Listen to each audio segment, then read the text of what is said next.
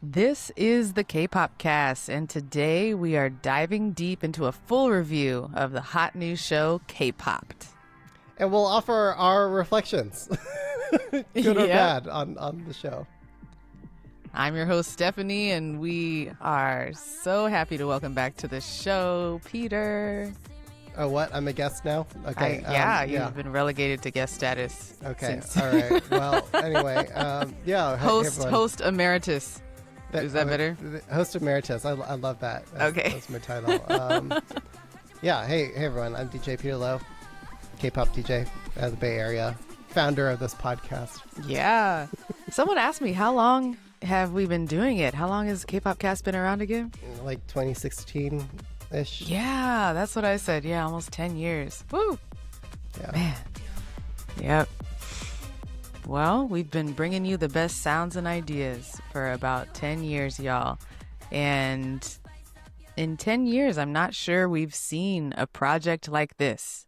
The show Kpopped, which brings together multiple generations of Western artists and K-pop artists, pairing them together for this cross-generational, cross-cultural exchange, competition, performance show that's meant to showcase the best of both worlds and what they can do together. It's hosted by global mega superstars Megan Thee Stallion and Psy from K-pop fame. And I think we just wanted to get into, what is the significance of a show like this? What are the goals? What are they trying to achieve? And also just have some fun talking about what our favorite performances were, where the show could have done better for us as really experienced veteran K-pop fans. I think we lend a pretty unique perspective on this.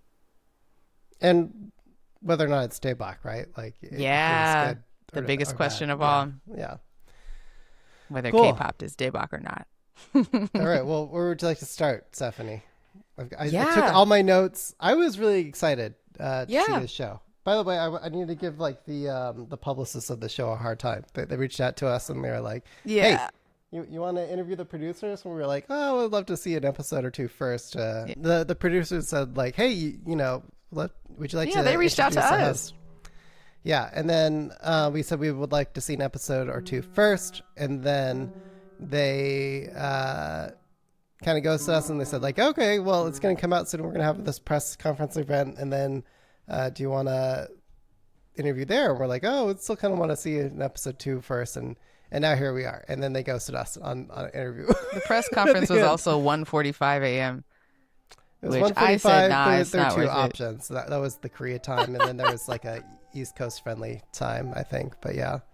Yeah. Anyway. Hey, you know what? We were willing to show up at that time for the press conference, but yeah, they were not interested in moving forward with our coverage, or at least, maybe they had too much interest. I think so. Yeah. Yeah. But hey, we're gonna do it anyway. We're gonna roll with what our review is of the show. And so first, I thought I could give a little overview of the format of the show. Go for it. So, Kpopped is an 8-episode series, 30 minutes each, where a Western artist and a K-pop artist collaborate to K-popify, or K-pop as a verb, the Western artist's legendary song. And so that means, change the audio format, add some dance, some choreo, add some extra drama or flair to it. It was interesting to see what they think K-pop is, the essence of K-pop. And in order to add a little drama, a little competition, what they would do is set up kind of a versus of 2 iconic Western songs or Western artists against each other. Or one artist and one artist songs. and 2 of their songs. Yeah. Yes, they did that with Boyz II Men at the end. But for most of it, they were inviting K-pop artists that are kind of big groups with a lot of members, and they would split the group in half or 2/3 or something, and have one Western artist with each of the split of the K-pop group. And so we got to see 2 performances per show going head to head. And there's a live studio audience that gets to vote in real time, or I think after the performances are done, the studio audience, I think it takes place in Korea. Yeah. The fans get to vote on their little devices or phone or whatever, which of the performances was their favorite, which was K-popped the best. And then we move on. It's interesting because if we were to imagine this show the year that we started this podcast, it'd be a big freaking deal, right? And when we started this podcast, we were very firmly in Gen 3 K-pop territory. Yes. And that's when a lot of these crossovers were being celebrated. And I think the premise of the show assumes, as you say, that there is an essence of K-pop, and that essence could transform a work. And you would know that it's distinctly K-pop after it's been K-popified. Yep. A theory that I've been putting forward in our Slack is that K-pop isn't a genre. Yep. It's Tell us. more of like a paradigm for having these like parasocial relationships with idols in ways that the fandom community can rally around it. That is distinctly in its own, again, paradigm, like in its own format. And that means like you've got these music show stages, you've got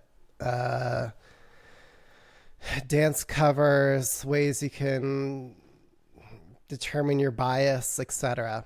That's all part of the K-pop paradigm. Introductions to the members, the role they play, their personality type. Yeah. All so of that. to try to do that in 48 hours. Right. They only had 2 days. It's a little challenging. Especially for a big group. Yeah. Yeah, for both the K-pop group and certainly for a famous Western idol or performer. So I like this idea. Yeah, go ahead. I think, I would have been a lot more excited about this show maybe 5 years ago, 6 years ago. Yeah. But I don't know. I think what changed to where you're not so excited now?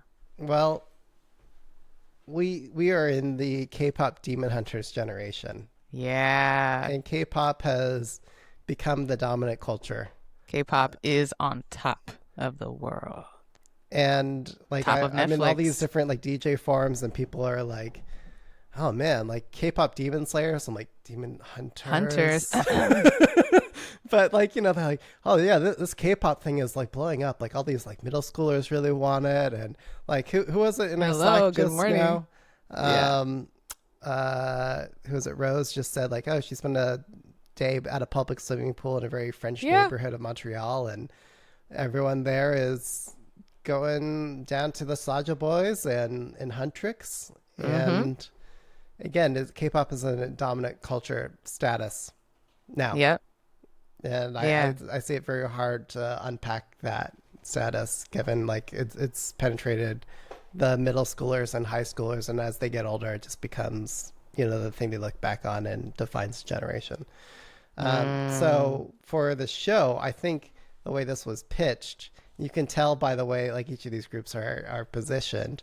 It's like, oh, one of the largest K-pop groups. That's always how the phrase they always say. True. And then they're like, oh, you hear the lines from the Western artist saying like, oh, I've always, admired K-pop and, how it's taken over and it got kind of repetitive. That's okay. I'm okay with it being repetitive. Yeah. I'll get to that in a second. But like, to your original question, Stephanie, like what was the purpose of the show? Like what were they trying to achieve? I think it was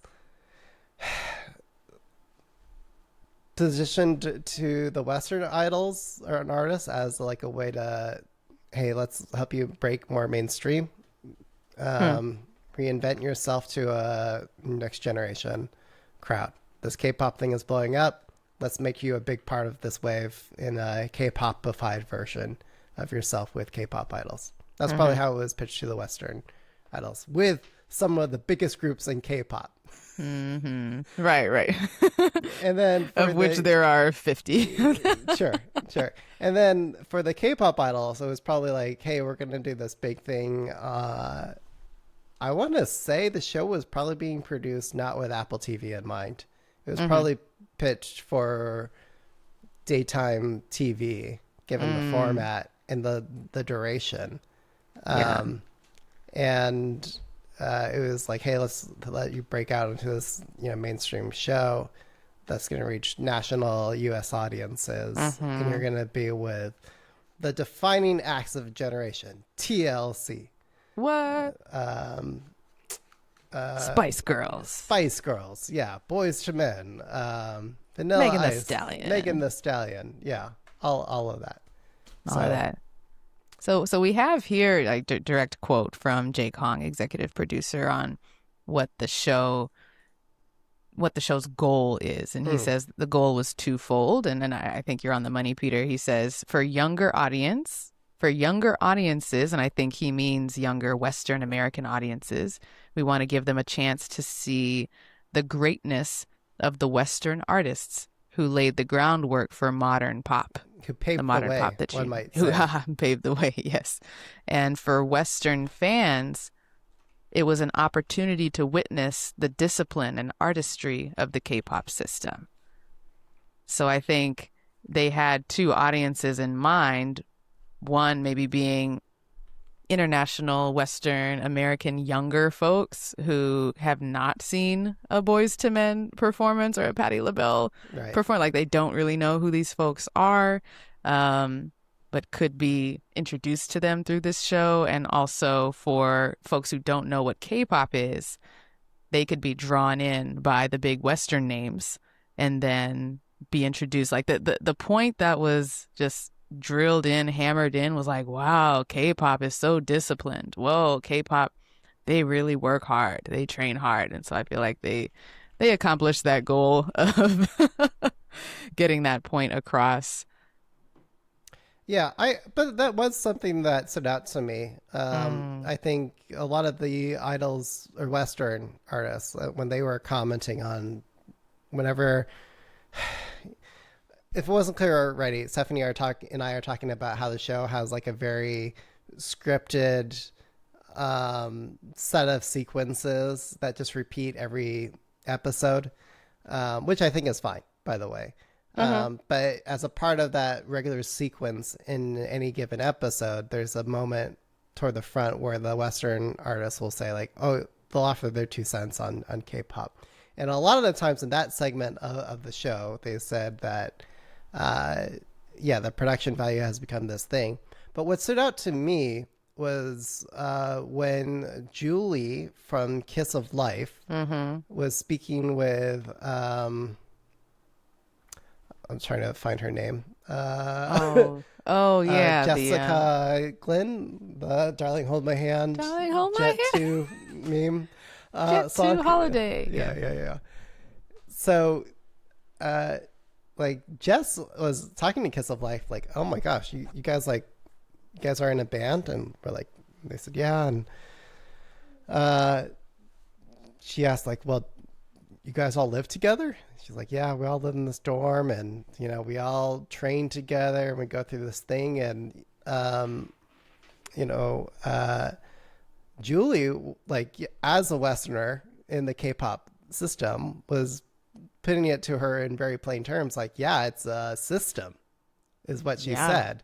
And this is what I mean when K-pop is like a paradigm, it's a medium. It's that system that defines it as a thing, not just a genre. And that really stood out to her, like, oh my gosh. And that contrast was seen from, I think, every single time we saw a Western performer try to do the choreography.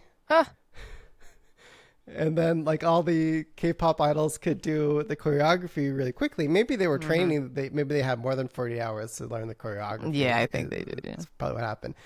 But you could see somewhat of a shocked face from the K-pop idols. Like, how could you not do this choreography? Yeah, why are you lagging behind? Yeah. And, why aren't you disciplined in practicing it? Like that was a real culture upset between like the two different, vibes of what was important between like a Western performer versus like a K-pop idol. Sure. So yeah, it's a real system. I forgot where I was going with that. I'm sorry to go off on that tangent, Stephanie. No, I think you were circling back to your point about K-pop being a paradigm, not simply a music genre. Yeah. And that became clear and also opened questions in the very last episode when Boyz II Men sat down with BlackSwan. Their first comment was, "These girls aren't even Korean, but they're doing K-pop? What's going on here? What?" And I think there's a line, an explanation where the Boyz II Men learns, oh, K-pop it's a style and it's a production, and I don't know if you use the word system, but it's something that non-Korean people can come through and participate in. Yeah, the trainee system, right? And yeah, that's what a lot of people have been saying for a long time has been distinctive about K-pop, whereas like Western labels, you can extract and exploit the talent. Like you handpick someone who's already on the upward trajectory, going viral in some way. You pull them out and then you sign a record deal with them. Whereas the K-pop system, it's like, let me train someone from the ground up. Although you can still, as we've seen with Cat's Eye, still they do some scouting. Yeah. People who are already somewhat famous. Yeah. So anyway, I think those are the two motivations, right, for the show. Yep. Exactly. Did it deliver? Did it deliver? Welp. I don't think we are the target audience. I think it's for folks who, for folks in our age range who don't know K-pop. Really? Is that who you think it was for? I think so. Us or older. The people who would get excited about those Western names? Maybe. I mean, I think it's certainly like Gen X and older. Yeah. That's what I mean. My read. And then probably we're kind of caught in the middle, trying to appeal to the kids, the youngins, like the Gen Z, Gen Alpha crowd as well. It was my read. And compromises were certainly made on both ends. But I think the biggest compromise was in the show format.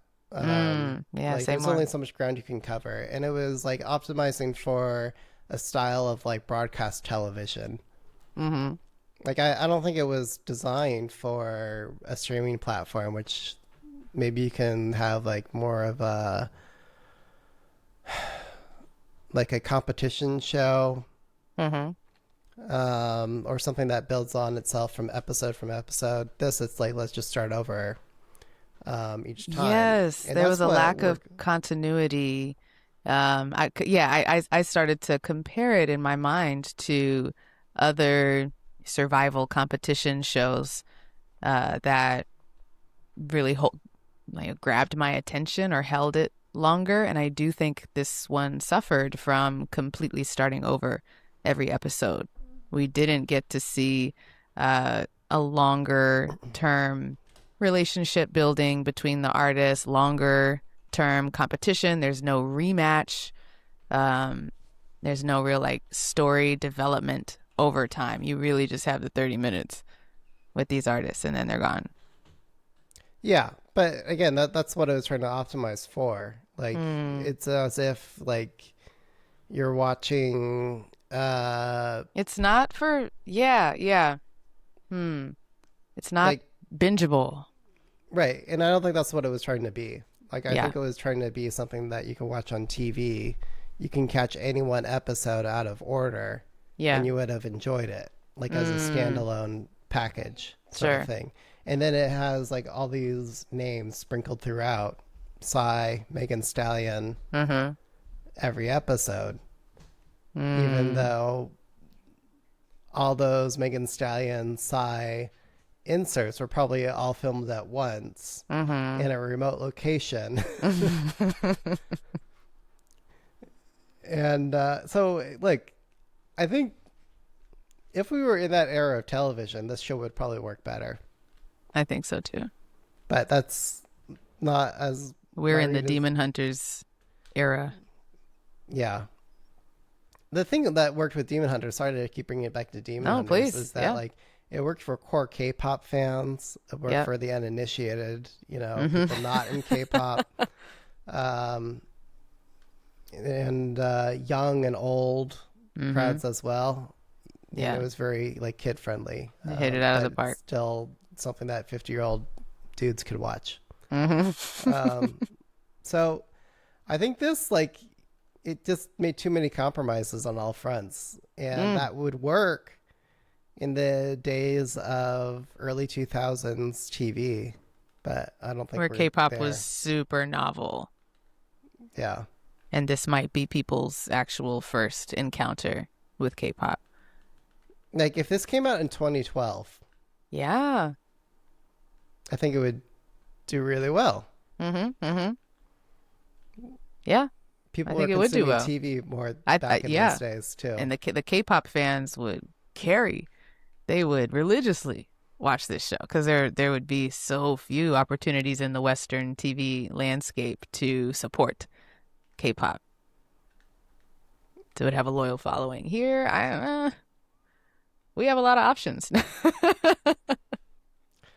Like, I will say that I did appreciate a lot of the production value the show brought. Like, I could see this going the other way, and I'm sorry to like dish on like Korean reality competition shows to make the band shows. You know what I'm talking about, like 101, that sort of thing. Yeah. And those are too long, and like the composition is not very good. Like, the episodes are like an hour and a half. There's so much downtime, so much replays of everything. Yeah, but also just like the composition of the cameras bother me a lot. And then story arcs, the beats for like, look, I would say it was probably somewhat over edited, where like someone would say a remark, pan to audience reaction, or let me soften this transition between lines by adding audience cheers to what was just said. I'm okay with that, like artificial smoothing, but I would prefer that over the opposite, which would just be like dead air, for too long, which I think I get with a lot of these other like Korean reality shows. So I like that about this show a lot. I also thought, look, like on Mnet, like competition stage shows, like you've got those big screens behind all the performers. My problem with that is like the focus. Yeah, the camera. It's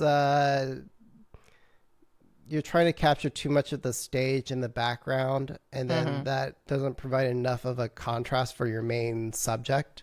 Yes. Which is the idols, who are themselves. often wearing the same color clothes as the screen. Yeah. I'm like, I get a lot went into those stages, but it just feels like it's not evenly distributed in attention where the attention should go, and the setting isn't actually being used as a way to frame the main talent. And with this show, I felt like they struck a really good balance. Like, man, if only we can get K-pop performance shows in the same style. You disagree. Okay, go ahead. I thought I wished, and this is a wish for K-pop to go back to the old days in a way too. I wish that it was more than just the artist and backup dancers. I would like some more interesting set design, some more interesting, like dramatic theatrical elements to be added to the stages or the performances. And I know K-pop is capable of this. Like, look at the older, like the Mama Awards performances. Look at that show Kingdom, where the artists have an imagination for creating like a story and a theatrical experience in a performance. But this time it was, I mean, they just had 48 hours. Let me just cut myself off. But maybe I think that was the problem. That, okay, with 48 hours, we just got to learn this choreo and call it a day. Right. But I know that K-pop is capable of bigger production, and I don't know. Yeah, I would have liked to see a little more of that.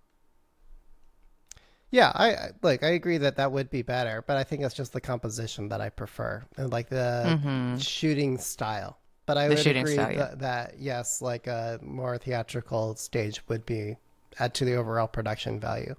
I think the closest we got to a theatrical moment, and maybe skipping ahead a little bit. Yeah, go ahead. Like my favorite performance, like hands down, was I'll let you guess. Like, can you guess what my favorite performance was? Favorite matching? I don't know. Just tell me. I don't know. It was KT's. Kylie Minogue and ATEEZ. I thought you would like that, actually. That I was the best one. Like, in ATEEZ, they're just known to consummate deliver. Performers. Yeah, but like even in Kingdom and just everything that they do, they bring that theatrical essence of K-pop quality. Yes. And let's go into the details of that, because I thought ATEEZ killed it as well, especially the performance with Kylie Minogue. And what do we mean by they know how to carry the essence of K-pop or know how to perform? One element for me was how they connected and engaged using eye contact with the camera, with the audience, with each other, with Kylie. By the way, that was like notably absent when I was watching BlackSwan. That was something that stood out to me. But go ahead. Sorry, I didn't mean to interrupt you. Yeah, exactly. So I noticed that ATEEZ was working the crowd, working the camera, looking at each other, like having fun, and like interacting, engaging, connecting, dancing with each other. And this is missing in a lot of like newer K-pop groups in general. It was definitely missing in this show for a lot of the groups, and it was refreshing for me to see ATEEZ bring that. I was like, okay, they know they're on stage. They know they're not just dancing for a recording. Like, there's other people with them. You could feel that. Yeah, I mean, something that I think is lacking from the K-pop paradigm is crowd work. Yeah. And I was kind of like had a reverse culture shock when Boyz II Men had like sing it, like make some noise and back and forth. And Let me get it. I'm trying to do, by the way, more as like as a DJ. That's right. And it makes a big difference, by the way. I'm building my confidence in that area. But like I think from the audience and experience point of view, that's really the whole reason why you go. Is to have I'm awake now. They're talking to me. Yeah, like it's participatory and, something that you can do with your fellow event goers with you. But what stood out to me with that KT's performance was, let's break it down layer by layer. The format of the show has this thing where they try to do this weird thing where they try to position it as if the K-pop group produced the remix. Yeah. And then the Western artist goes, wow, that was a really good reinterpretation that you K-pop idols did. And the idols just kind of awkwardly say like, yeah, that's what we were going for. Obviously, like some show producer did all of this, but what was really good, they did a remake of Kylie Minogue's Definitive, Can't Get You Out of My Head. Yep. And that song is known for having this very catchy, soft house beat. That even at like queer nightclub events, I'll have like Asians come out to me and be like, hey, you should play Kylie Minogue. Hey. Can't get you out of my head. And then they'll usually put their like hand around my waist when they make that, request. Hot. Well. Yeah. But so that's what you're known for thinking of that song. Yeah. In terms of its vibe and its tempo and energy. And then they went in almost like a completely different direction with the song. Mm-hmm. They ATEEZified it. Yeah. ATEEZified it, but like rock, Yeah. Like, and I know it's not like rock, but it's still like they use all the added some rock drama instruments. and bass. Yes. And that drama, yes, drama's the right word. Like when I think of, what was ATEEZ's song? What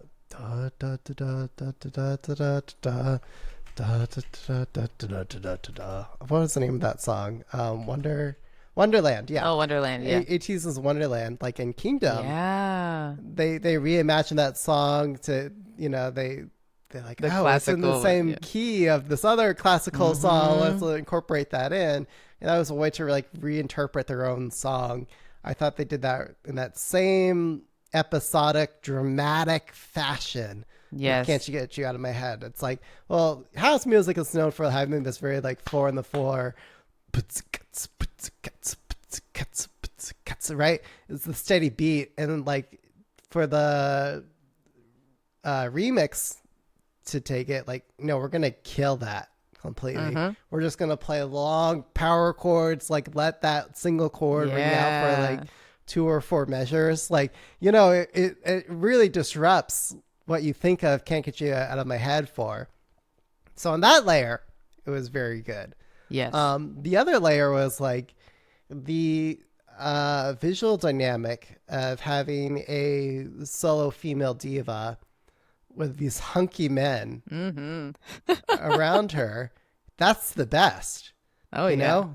Like I think, and that's what I would have liked they're to have under her seen spell. more of. Yeah.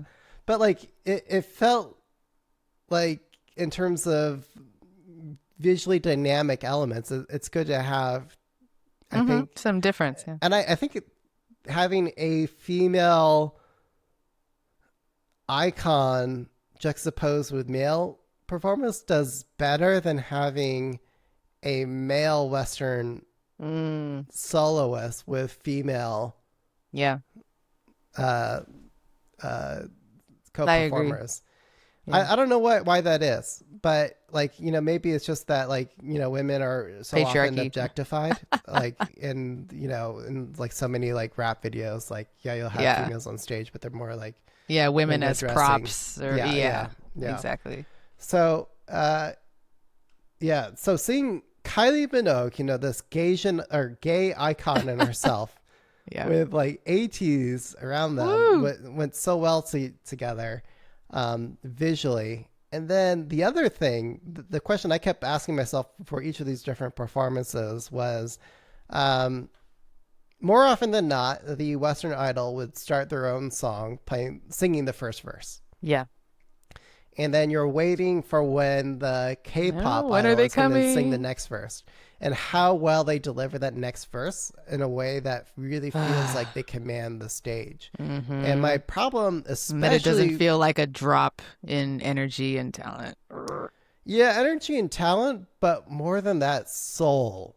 Like soul was like the quality that I felt was really lacking between who was it? I think it was like Billy in the Billy and Patti Megan. Billy and there was a few other groups, but it was like, okay, ITZY as well. Like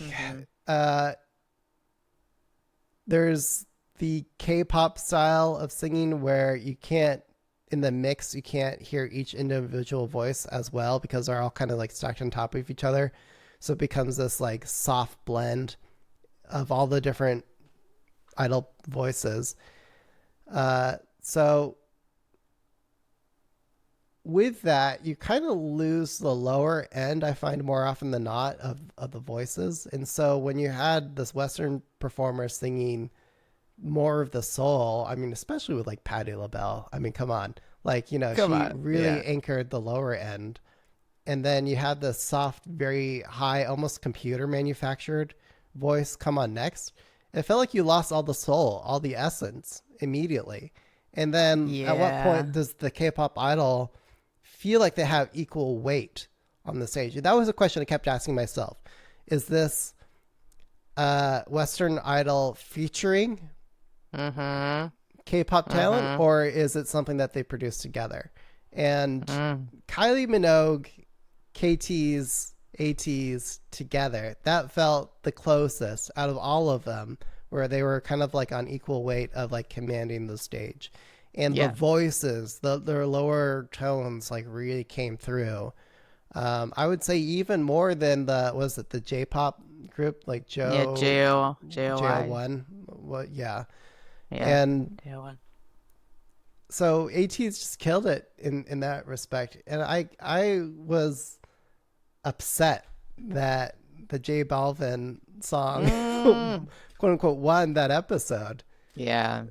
And I think it just has to do with my theory is just like people in the audience were like, I recognize this song more, and more of my Yeah. biased members are in the J Balvin I think so. subunit. Minky. Oh. San. Oh. Yeah. But like the first like pre-chorus of "Can't Get You Out of My Head" with ATEEZ, like that gave me goosebumps. It was so good. Mm-hmm. It was so good. Yeah. Jungho's vocals killed it, held his own. All of them standing in a line, body rolling. I mean, come on. That was another question I kept asking myself, like how much of these are for the gays? Hmm. Each of these songs, like a lot of them, like Ava Max, like okay, Mm-hmm. you know, Kings and Queens. This is like a very like LGBTQ friendly anthem song. Yeah. I know like she says it's about girl power. That's what Kiss of Life is about too. But like, uh, it's become a queer friendly song. And Mm. then some of these remixes, it felt like, oh, they were trying to go for more of the queer community. You think I so? don't know. That was my, like, certainly there were some that were not. I'm scrolling through my notes right now. Like the Boyz II Men, BlackSwan one wasn't. Yeah, I don't think so. The TLC one wasn't. Well, Yeah. no, it kind of was, wasn't it? Like with the remix, the upbeat remix of. Yeah, it was more upbeat. Yeah, I could see that being at a pride party. Yeah. Kesha's song was kind of like Yeah. a queer coded song, even though like I don't think that was her intention. Mm. I guess Vanilla Ice and wasn't, but then what's her face? The other girl on the Vanilla Ice episode. Taylor Dane. Taylor Dane. Like her song, come on, that's a queer anthem. Yeah, for sure. And then they also had Spice Girls. Spice Girls. I guess Spice Girls was not a queer anthem, but like there was just You don't think what so? Wannabe? maybe I need to hear it again in my head, but If that you was a wanna miss be thing. my lover, gotta get with my friends. That was fun. Yeah. By the way, that was another real strong example where you could see Mel B, like, she's like, I don't know this choreography. I'm just going to have fun and Whatever. bring my own spirit to this. And then you can see Yeah, and Itzy was worried. Like, what? Like, Yuna especially, like, really? Like, We would get thrown in the dungeon for that behavior. right. Huh. But that's not just, you know, what's valued as much in the Western format. Mm-hmm. Mm-hmm. And especially at the time when that song came out, too. People weren't paying as much attention to the dance choreography. Yeah. So, by the way, that was a missed opportunity, not having Wannabe by ITZY crossover with like, I know. Wannabe. Exactly. That was a Exactly. real Like missed opportunity. yeah. If they had more time, like doing more of a mashup remix, like would have been so cool of some of these.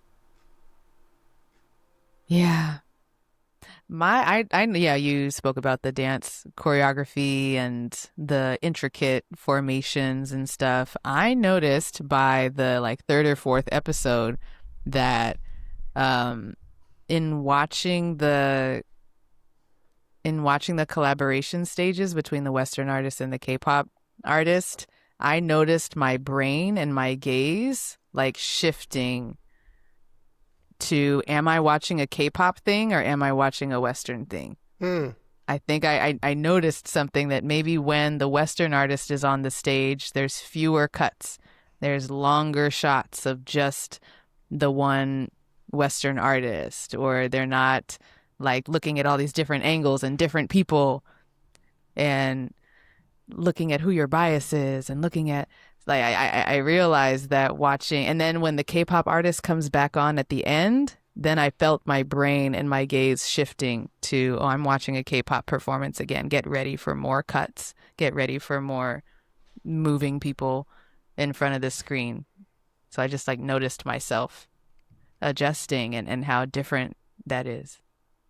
Yeah, it may just be that the K-pop paradigm is less forgiving for on-stage errors. I think a lot of the cuts were made to hide or obscure, maybe sometimes like when a Western idol didn't do the choreography that they had been practicing I noticed. for so long. Yeah, okay. But like, But yeah, I could see them trying to cut it out. yeah. So Yeah. it was a shift away from like, making the choreography itself like the thing that you remember versus just the singing and the music.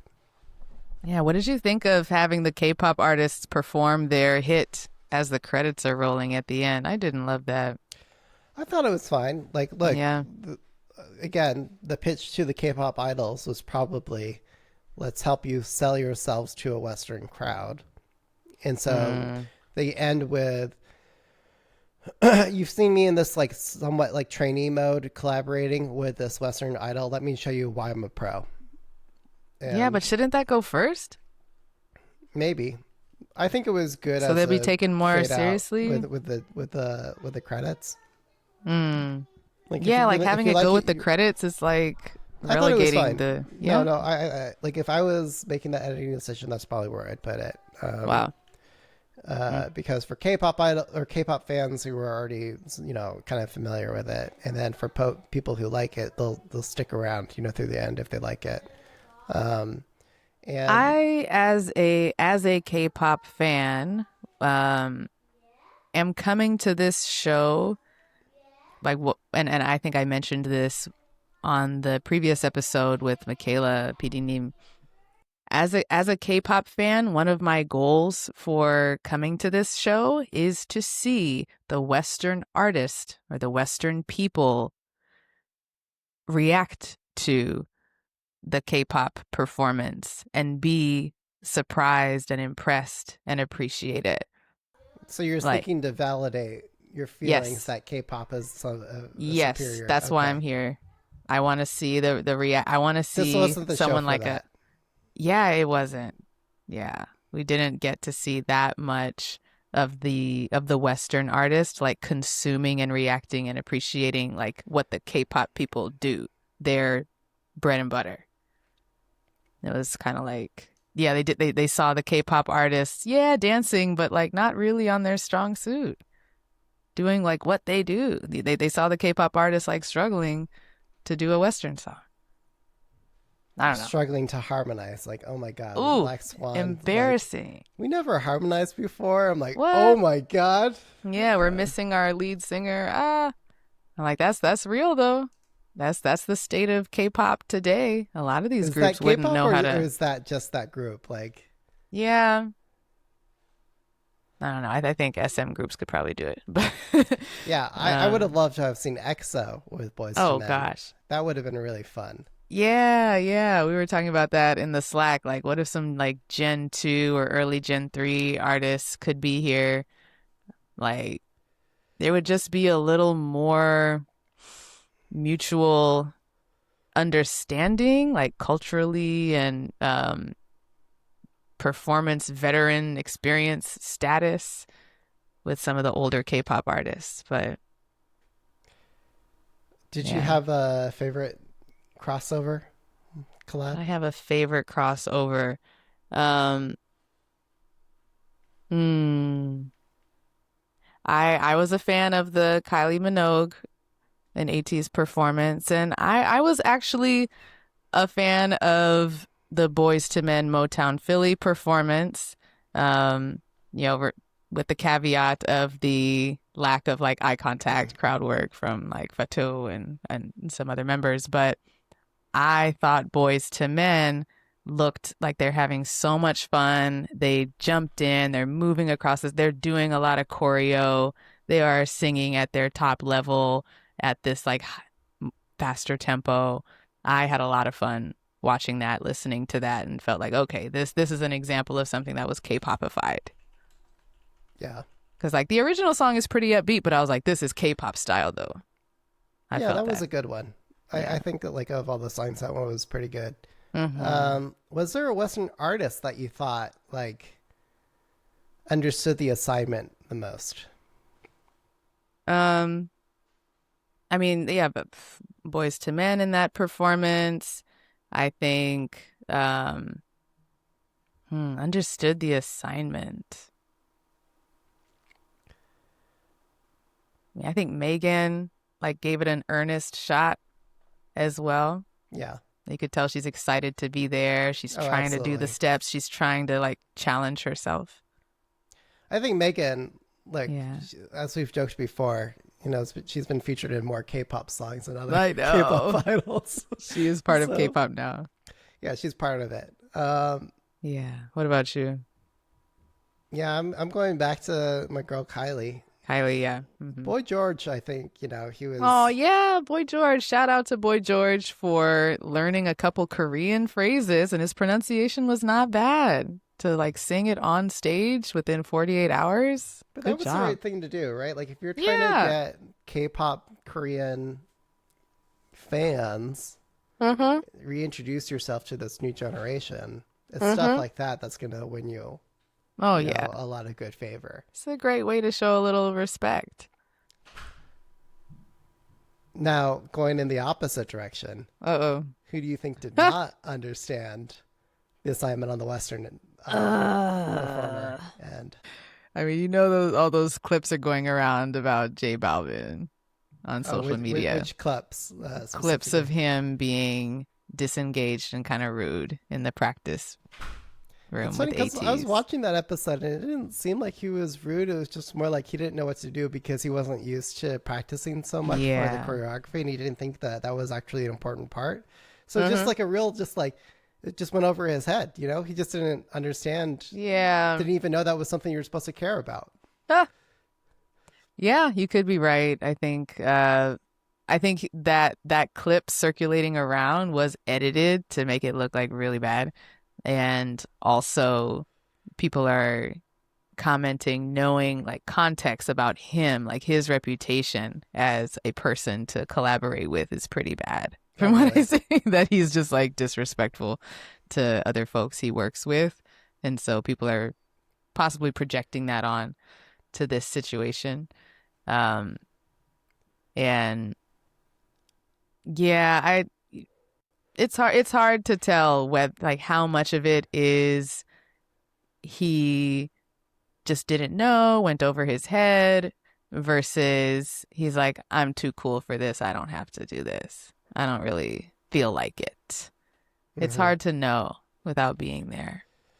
But like you have the chance to work with ATEEZ, like these fantastic like circus level performers, and I felt ATEEZ was holding back in their performance with him to like not make him look bad, because he for whatever reason didn't want to do very much on he's stage. Just not used to it. Again, it's just something that, again, in my opinion, just went over his head. He just didn't even see it as like that being an important part of the consideration of delivering a good performance. And yet he still won. Yeah. I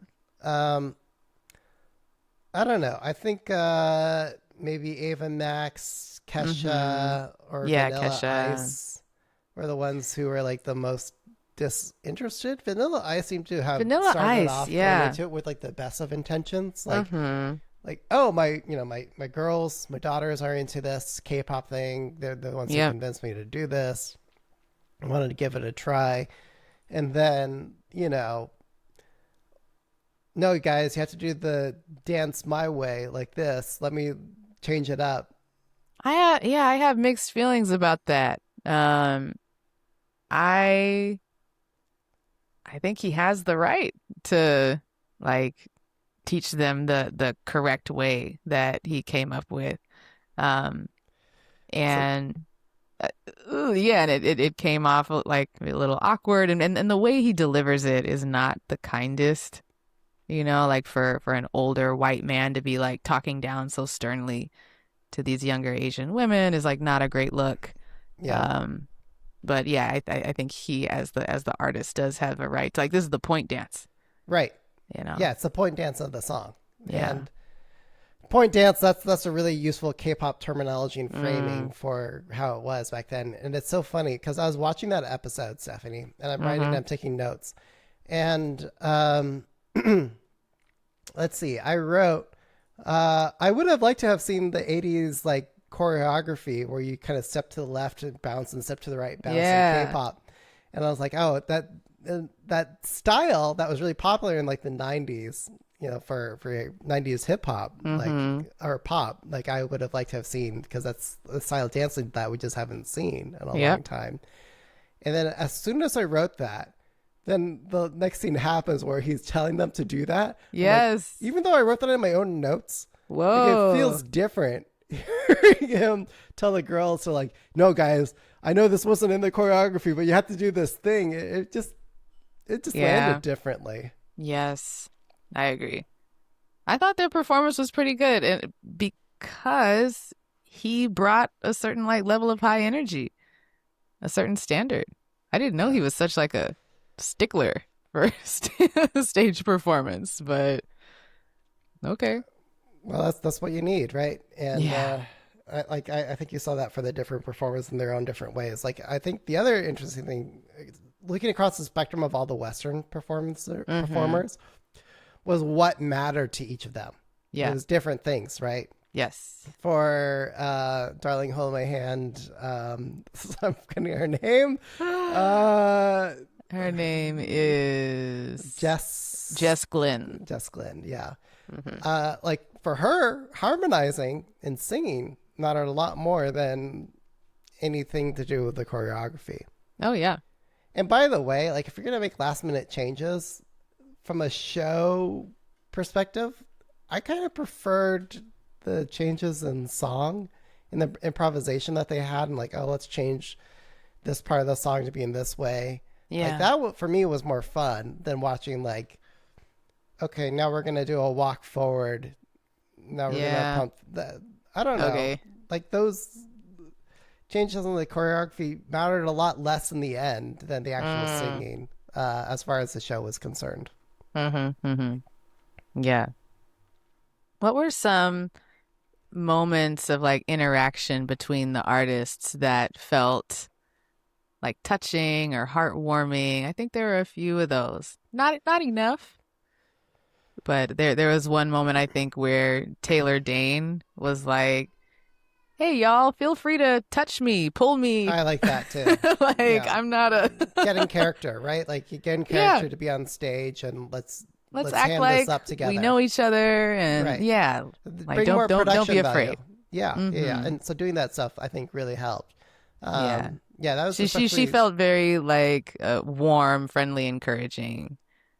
Interactions, and I wish more of them were like that, because who was it for?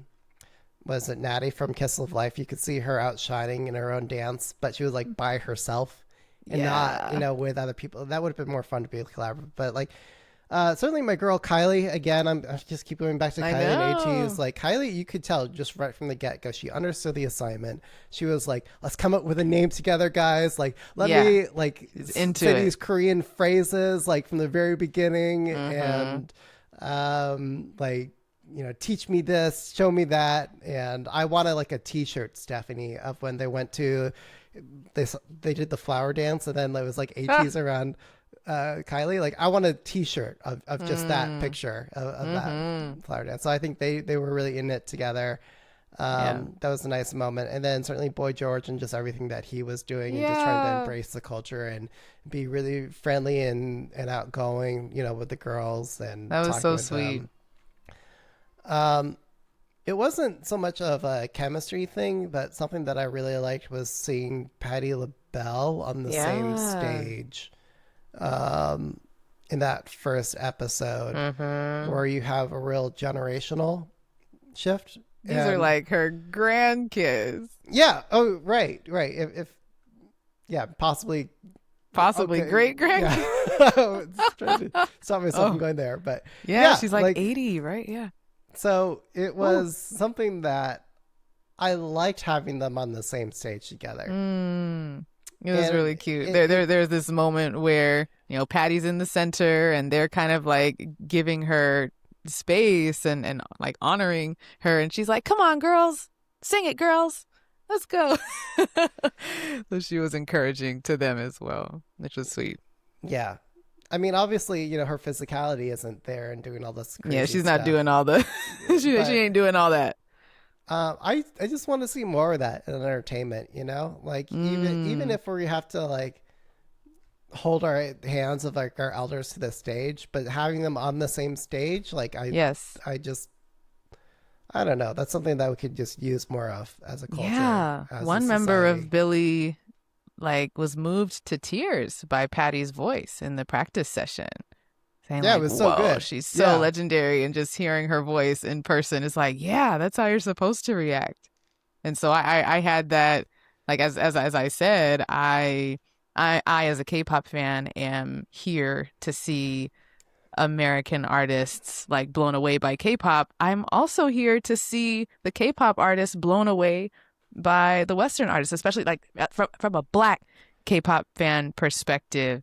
That is like really heartwarming, touching to me. Like maybe they didn't know who Patti was, and now they are like, whoa, okay, this is some of the music that has inspired and paved the way for what we do, and our style of voice like comes from people like this. I wish there was maybe a little more of those threads spelled out specifically. I don't really need like a huge deep dive into cultural appropriation on this show, but something about K-pop connecting those dots. Where did K-pop come from, and why does it sound like that? It's because of folks like this. Yeah, I know. Like you had these ITZY, right? A JYP label group. And JYP, like if you go to his headquarters, all of these like Black Motown performers, like each of the recording and meeting rooms are named after and have all the are dressed up to give homage to all these like Motown performers who like paved the way. Right. So it would have been nice to have seen something like that. Even like JYP appearing on camera, just being like, I'm so glad to see my girls, with one of my idols who I grew up idolizing. Yeah. That would have been something nice. like that. Yeah. What did you think of the brought to you by Korea Board of Tourism segments in every episode? After a certain point, I started fast forwarding those. And like they have those in the Korean survival shows too, and I'm like, filler, get me to the performances, because they're usually so awkward. It's like, let's get this photo op of interaction of them doing something traditionally Korean, touristy thing. It's not funny. It's not engaging. I don't care. Yeah, it took real time, right, out of their day to go and do that. But y'all could have been practicing to make a better performance. Oops. Right. Or maybe spending time to design something together, right? Really I would have liked to see that. Even they're on the same level of influence around creating or reimagining this song together. Let's get in the studio. Yeah. That would have been more fun. But I think they had to do it because my theory is that that's probably what paid for a good chunk of the show. Maybe it was in travel costs or whatever it may be. Yeah. So they had to give the sponsor a bone. Throw a bone. Yeah, you're right. Where it really insulted me, where it was just like, we're going to do something that isn't even distinctly Korean. Like, we're going to get ice cream. Yeah. Or we're going to go get donuts. It's like, yeah. Come on. Y'all really ran out of ideas. Like it probably had to be like what's close to where they're shooting the show, and they took Boy George to a Buddhist temple. That was nice. That was a nice pairing. Yeah, because he likes meditation. But he most of the other things were. But even if that was just lame. Like a more aesthetic thing saying that I'm a Buddhist, it was received well, I think. Yeah. By the way, I thought it was really funny for when the donuts came out. Yeah. Like no one touched it. Of course not. You know, those girls aren't allowed to eat anything with like flour in it. Oh, definitely not. Flour, sugar, oil. Nope. Yeah. That was really funny to me. Yeah, that is. Yeah. Well, any final points? We've been at it for an hour. I think the host was probably dying on the inside, the MC. Sujong. All the lines that she had to say. Oh, God. They were just like, how was that? Was that good? Yeah. That's good. Yeah, and then the like fake tension building where the Korean artist had to struggle through saying, I'm confident. Like that stage was great. So good, but we're going to win. Like, all right. Got a little formulaic after a while. We don't need all that. Yeah. I'm thinking out loud here, but an overall point that is like weird for me. Like maybe you can help me talk through this. Is how nice everybody was to each other. How awkwardly, politely nice. Well, I mean, there were like forced written lines, you could tell. Yeah, they're forced written lines. There is a language barrier. They are not spending that much time together. Like there's factors that explain this, but I just want to acknowledge there's an impact there on the viewer's experience where I cringe. Feel genuine. No. Yeah. And you're searching for those genuine moments, but everything was very scripted. Ugh. Like, let me give you our song that we rementioned Kpopified. Like, oh, well, I never let anyone remix this song because I didn't want anyone touching it, but I will pretend to like this even though all you did was add a kick drum. Right. That's usually all that was done. And so there was those forced, like, grin and bear it sort of lines throughout the show. Yeah, there wasn't a lot of actual tension or competition or drama, which is like what we live for on the survival shows. You know, toxic as it may be. But you don't want to offend, especially like, I know, going between these Western and Eastern fandoms. You don't want. I agree with that. Yeah, it could easily devolve into like racial, cultural, xenophobic stuff.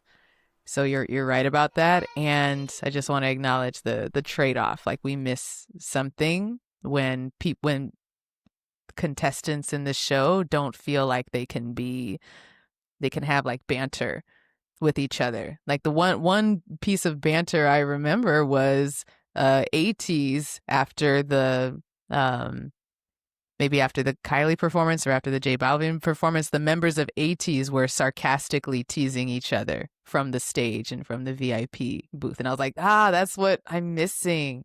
Like the K-pop artists are so funny.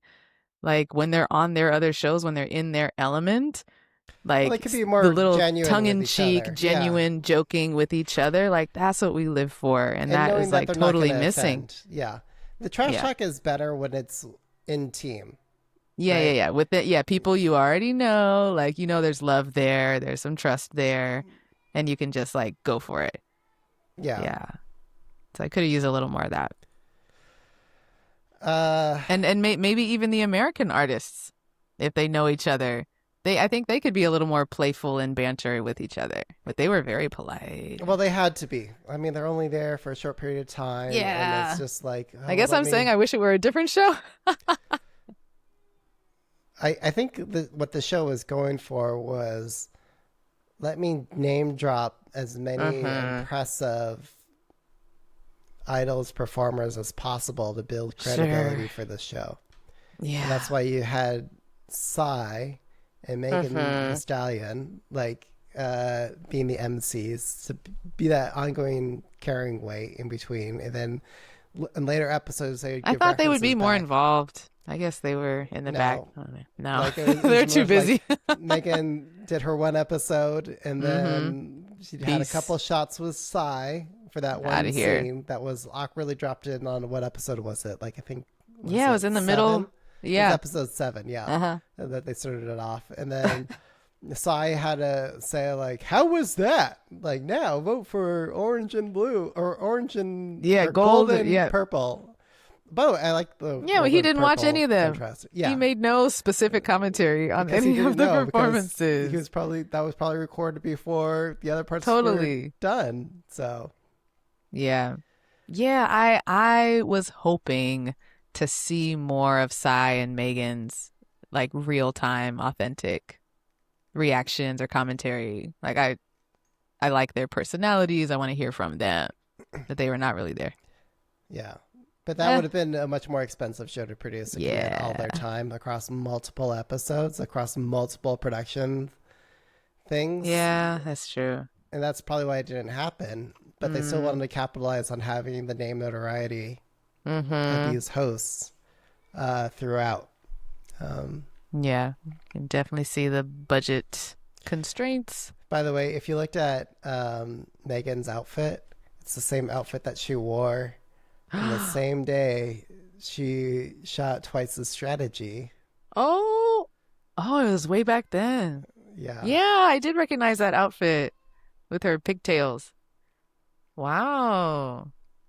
Fun fact. So Good it was eye. probably part of that trip that she did multiple that things one trip in Korea. Yeah. She hung out with Billy and Twice. Fascinating. Yeah. So okay. I guess it was trying to do too much. Didn't think about what the show format would be in the end. Probably got greenlit from having all the names. Yeah. And being like a broadcast friendly format. But I think this is just kind of mediocre for all audiences. Yeah. It doesn't live up to its potential. So with all of that considered, was K-popped Daebak or we're gonna do it? Okay, here we go. Was the show K-popped Daebak or not? Yeah, I'm gonna say it's not. Oh, I'm gonna say it's not as well. They had some potential. They should have called us as consultants, producers, let us know what the budget is. We would have added some more razzle dazzle, I think. I mean, it sounds really promising on the surface, right? If you're just receiving a pitch like the, hey, STAYC, I had low expectations. Megan Thee Stallion, ATEEZ, Kylie Minogue, TLC, Boyz II Men, Kesha, J Balvin, like, you would probably be like, oh man, that would be really cool. This really has like worldwide, broad, mainstream appeal. And then they're gonna K-popify something, bring them together. Quick question: has this been done, like in the Western context, like pairing an old artist with a young artist to make a like? Is there something to compare it to like that? A multi-generational music performance contest show? I don't know. Okay. I mean, the closest thing I can come up with is like the actual reality shows where the trainers are actual venerable stars in their own sense. Yeah. And the other thing that comes to mind are like Eurovision and what was that show that Alexa was on? American Pop Star. American Song Contest. Song Contest, yeah. Yeah, okay. There's some stuff that's similar that they could have taken inspiration from. Or rather, I don't think they should have taken inspiration. I think they should have gone the other direction. Yeah, they should have gone more in the Korean show direction, you think? Maybe in a properly edited and cut format, I would have liked more. Yeah, I agree. I think this is a one-season show, and I yeah. imagine people behind the scenes probably feel the same way. Yeah. Flop. It was fun doing, though. Like, I will remember these interactions between each of these groups and idols, and they, to their credit, they got some really big names, especially on the Western end. I know. I know, it's funny. They got bigger Western artists than they got K-pop. That is funny. That's telling. I think ATEEZ was the biggest K-pop Definitely artist on the show. Oh, yeah. All right. Well, if you want to follow us online, where can we find you, Peter Lowe? I'm at DJ Peter Lowe. I'm at Catchlight27 on Instagram. You can find all of us at the Kpopcast Slack. And if you want to support the show, donate to our Ko-fi. Links to all of that in the episode description. Let us know what you thought of K-pop. What was your favorite performance, least favorite? Was it Daebak or not? Let us know. All right. Catch you later. Yeah, stream K-pop Demon Hunters.